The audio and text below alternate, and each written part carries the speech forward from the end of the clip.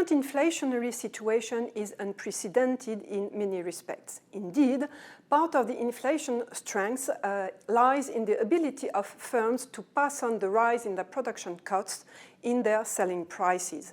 This is known as pricing power, and this allows companies to protect their profit margins in a difficult environment. Such pricing power is unusual. The qualifier that has traditionally been associated with it has been weak or non-existent, owing to the intensity of competition and the necessities for most companies to protect their market shares rather than their margins.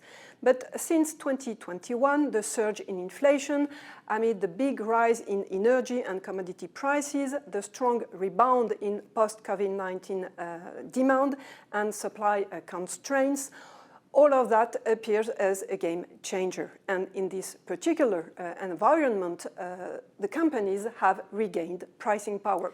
The ECB is paying close attention to this issue to see how important the role of margins is and fuels inflation. According to her calculations, in the fourth quarter of 2022, unit profit margins accounted for about half of the 6% year-on-year increase in the Eurozone GDP deflator, with the other half coming from the rise in unit labor cost.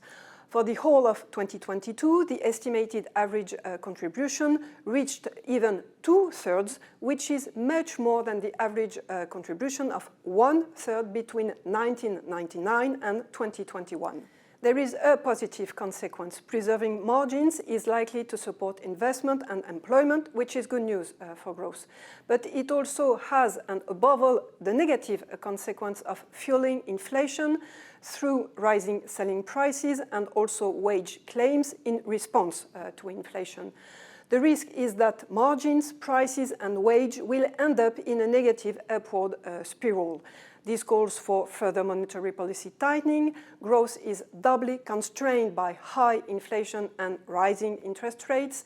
And at the end of the day, corporate margins are also likely to suffer. Looking ahead to the coming quarters, the environment should nonetheless become less inflationary. Indeed, lower commodity prices, growth and supply difficulties should moderate corporate pricing power. This is already apparent in input and output prices, components of business confidence surveys, which are sharply declining in manufacturing and to a lesser extent in services at this time. And this should lead to a fall in inflation. Thank you for watching and tune in again next week for a new edition of EcoTV Week.